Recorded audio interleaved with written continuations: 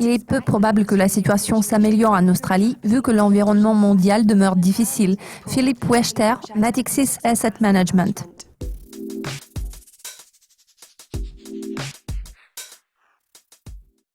La BCE a maintenu ses taux d'intérêt inchangés lors de sa dernière réunion. Parallèlement, Mario Draghi s'est abstenu de tout commentaire à propos de l'intention de la BCE de mettre en terme à son programme de rachat d'obligations.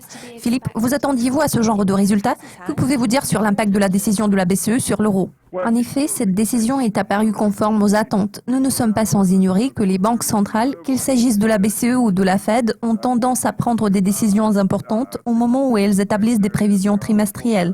Pour ce qui est de la Fed, nous pouvons nous attendre à ce qu'elle passe à l'action en décembre. Cela correspond aux prévisions consensuelles.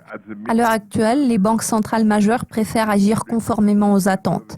En ce qui concerne la déclaration la plus récente de Mario Draghi, elle contenait deux indications importantes. Bien sûr, le discours de Draghi a eu un certain impact sur les marchés.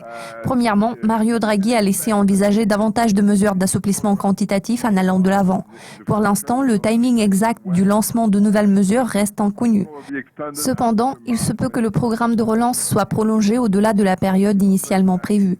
Il est probable que la BCE annoncera l'extension de son programme d'assouplissement quantitatif en mars 2017. Pour l'instant, la question est de savoir de quel genre de mesures il va s'agir. Deuxièmement, Mario Draghi a déclaré que les taux d'intérêt resteraient bas, même après l'achèvement du programme d'achat d'actifs. Cette déclaration s'est répercutée sur l'euro. La monnaie unique s'est établie à 1,09 vendredi dernier.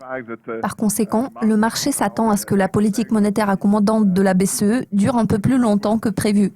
Bien sûr, ce n'est pas une surprise pour les marchés.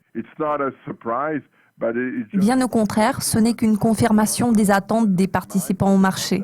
Compte tenu du fait que Mario Draghi n'ait fait aucun commentaire concernant le timing éventuel du retrait des mesures de relance, sa déclaration n'a pas modifié la trajectoire courante de l'euro. Les attentes en matière d'inflation au Royaume-Uni ont fortement progressé pour s'établir à 1%. Comment les marchés doivent-ils interpréter ces données? Vu que cette accélération est généralement attribuable à la faiblesse de la livre sterling, quels sont les risques qui se profilent à l'horizon? Qu'il s'agisse de la zone euro ou des États-Unis, nous avons observé un impact négatif des bas prix de l'énergie sur le taux d'inflation ces dernières années. À l'heure actuelle, l'impact négatif est devenu moins prononcé, principalement grâce au fait que les prix courants de l'énergie sont plus ou moins comparables à ceux observés il y a un an. Le taux d'inflation actuel au Royaume-Uni est le résultat direct de l'affaiblissement de la livre sterling.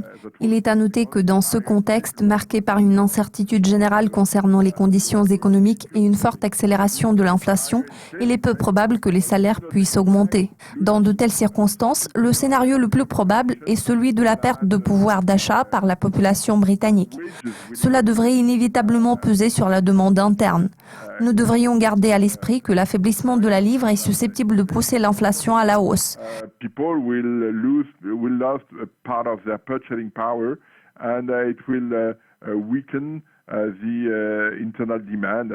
Ainsi, l'inflation pourrait s'accélérer pour s'établir à la barre des 3%, voire plus haut. En tout état de cause, cela va aggraver la situation des ménages britanniques suite à une perte de pouvoir d'achat.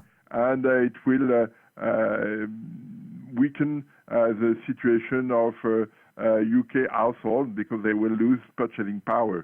Dans ce contexte, la politique monétaire pourrait jouer un rôle très important. Pourtant, pour l'instant, la Banque d'Angleterre n'est pas très enthousiaste à l'idée de la modifier. Le dollar australien a également reculé la semaine passée en résultat des données décevantes en matière d'emploi. Cela laisse-t-il entrevoir un assouplissement de politique monétaire par la Banque de réserve d'Australie ? Oui, effectivement, nous avons découvert des données économiques décevantes en provenance de l'Australie. L'indice PMI est apparu inférieur aux attentes.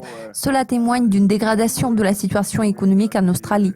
Dans le contexte actuel, une baisse des taux d'intérêt par la Banque de réserve d'Australie s'annonce de plus en plus probable, surtout après la publication des chiffres décevants concernant la situation sur le marché du travail.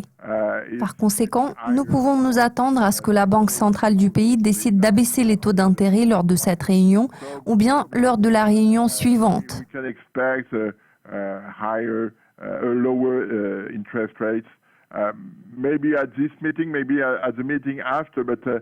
La prise de ces mesures s'annonce très probable car il est évident que la situation économique ne pourra pas s'améliorer du jour au lendemain en Australie, surtout au vu du fait que l'environnement mondial demeure difficile.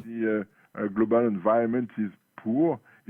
Nous ne sommes pas sans ignorer que l'économie australienne est fortement tributaire du contexte externe.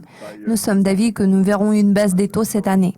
Même si cela ne se produit pas en octobre, la décision pourrait être prise en novembre ou en décembre. In October or maybe later in November or maybe later in this year. Philippe, tous mes remerciements pour votre participation. Restez à l'écoute de nos mises à jour régulières pour être au courant de tout ce qui se passe dans le monde de la finance. À la prochaine.